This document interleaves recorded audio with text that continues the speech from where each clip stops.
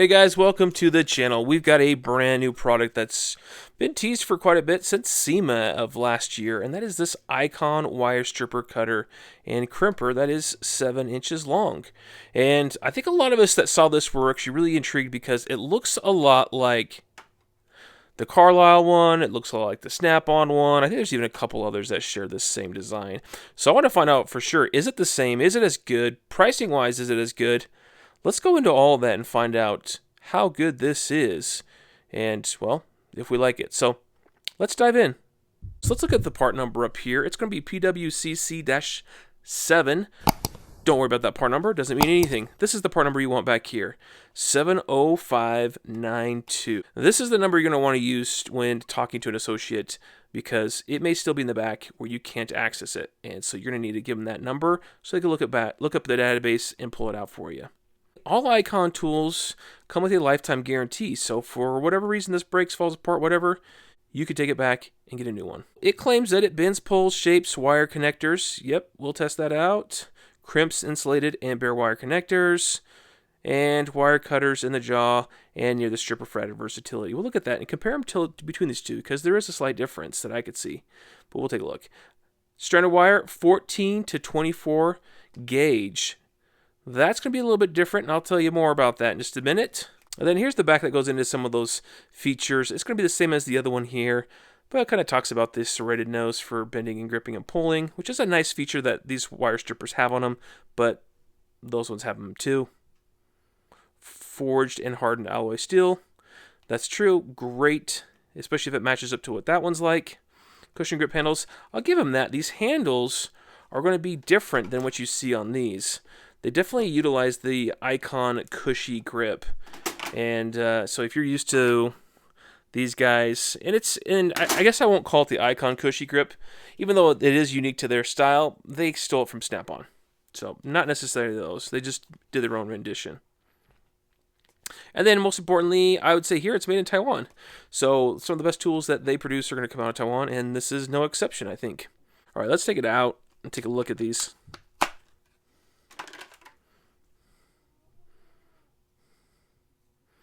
Alright, so, initial inspection, again, that cushy grip, really thick, really nice if you feel a lot of fatigue, or if you're doing a lot of hard crimping with this, that's going to be an added benefit.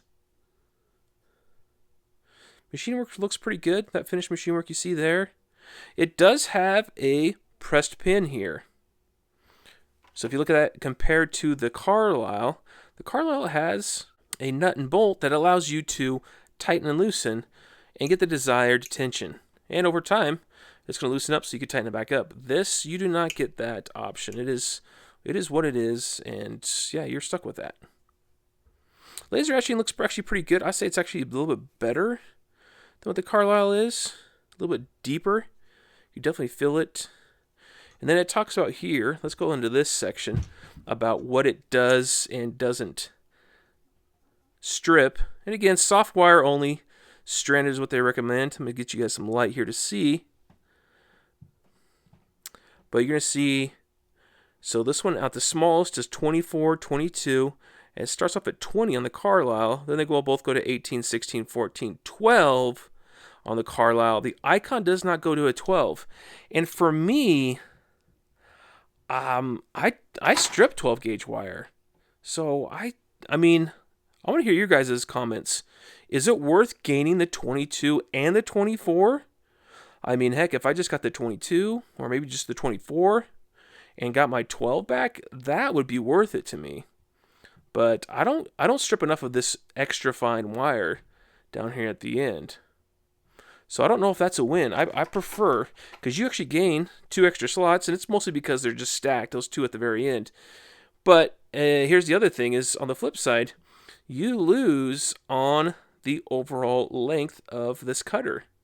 As you can see between the two, that one's going to be longer than this one. So you get more surface area for cutting and cutting more larger wire. Now here at the tip, we can look at the jaw. They're going to be much the same. This one doesn't do as well of a job showing you here, but it says, bare, insulated, and 12 to 20 gauge is what you could use. This one goes 14 to 22. And you can see, let's close this up so you can see how the jaws look. A little bit different in their style. This one fills this space a little bit more, whereas this one leaves a little bit extra space. And I'm tempted to say it's going to be a little better because it allows, as you crimp down, for everything to spread out evenly across there.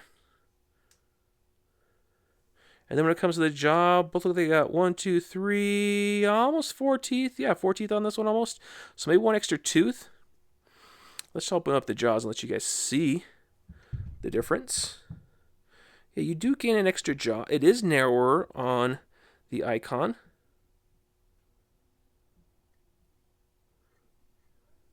Let's see if I'm putting these both the same way. Of course, I'm not, because they're going to be different depending on which way you point them. So there you go. Here we go. Apples to apples now comparison. So there are the two jaws. A little bit larger there. A little bit more machine work. This is all the forging here that you're seeing on the Carlisle. And it's also worth noting, too, that the cutter itself is a forging that hasn't been machined, whereas this one has. It's got a grind there. And I'm going to look at the angles. Sorry, I'm going to let you guys try to see here while I look at it, too. But I think this one has a little bit sharper of an angle. Well, my next question is how strong is this going to be long term? Because with the forging and with the hardening, you're going to get this top layer is going to be extra hard in comparison to the metal underneath it. Whereas this one's been ground down. So there might be a slight loss in hardness. I don't know if this will make that much big of a deal, but it is worth noting. Again, same here. That's just the forging you see. And then they actually machine it down on that one.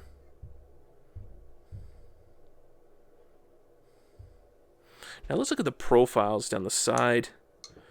This is what I noticed too is, you look at the profile, this one's much slimmer in design, whereas this one's got a lot of heft, and it's got a lot of rough machine work on here. Like, it actually is sharp to the corner, whereas the Carlisle is not. It's a lot smoother. So this is more of a refined process, which would make sense. This style they've been making this for quite a while now. Whereas this is new, and maybe they're just trying to figure out their process. But they're using a lot more material. So it's going to be, I'm not just going to be heavier. We'll weigh them and see what the difference is between the two. But I think this is going to be heavier. And it's even larger in the side profile too. The jaw up here is more elongated, whereas this is more slim. And even down here, where the handles meet, a lot more material is down here. So that's going to be a question for you guys is, what do you prefer? Do you want an extra material, extra thickness, extra heft? Or do you want to have lighter, easier to carry? Yeah, up to you. I mean, if you're, and that makes sense too with these handles. You're going to be able to squeeze and maneuver and cut thicker items, but then again, they go ahead and pull that 14 gauge maximum versus the 12. I don't know what they're thinking. But you guys can see the profile yourself. I mean, everything looks pretty good. Just a little bit difference up in there. I also want to note, too, that they have a kind of a circular pattern here to the strippers. Whereas if you look at the Carlisle, they are more so squared off. And if you look at the approach angle, sorry, I might not be able to catch this, but this cutter on here is actually more aggressive than it is on the icon.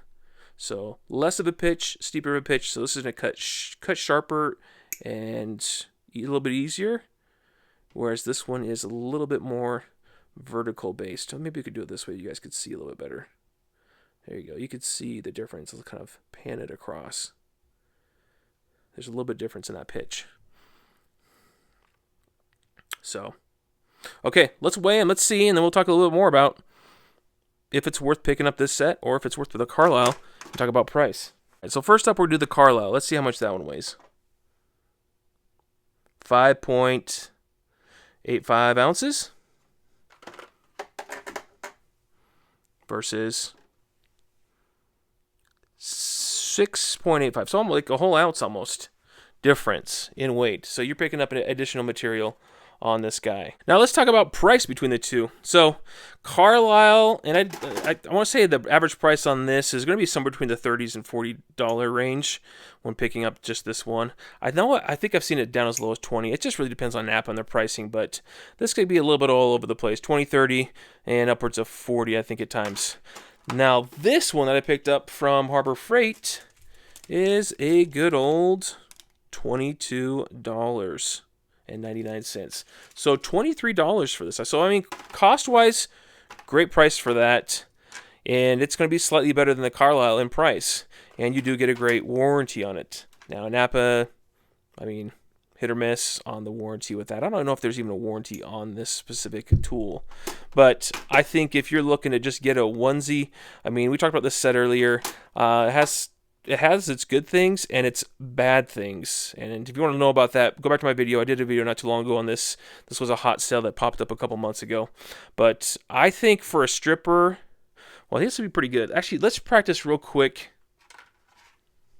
I actually wanted to cut a couple pieces and let you guys see how well this cuts. So, not bad at all. And then on the inside, and then we'll strip. This is going to be 16 gauge. So we'll find the 16.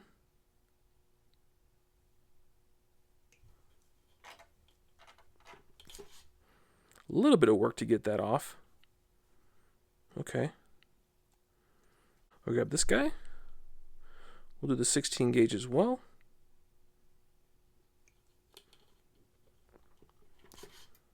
Yeah, a little bit of work as well. Those both kind of held on tight. I'd say pretty close as far as difficulty. Now let's try crimping.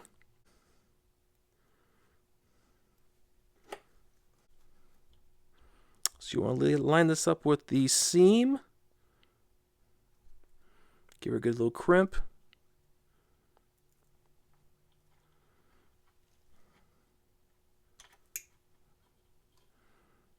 And she's locked in. So not bad. Took a little bit of effort, but not bad at all. We'll go back to the icon. 16.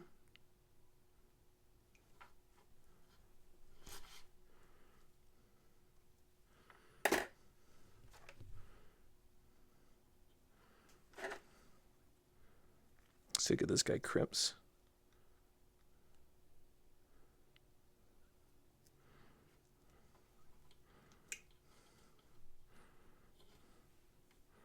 It does just fine. I would say this one was a little bit easier. Maybe it's because of the cushion grip on the crimping side, but just a tad easier than the Carlisle. I'd love to hear you guys' thoughts. Do you guys own the Carlisle or the Snap-on in this version? And have you tried out or picked up the icon or seen what you see now? Is this something you'd be interested in? Again, love to hear you guys' thoughts. Please comment below, and we'll talk to you guys soon.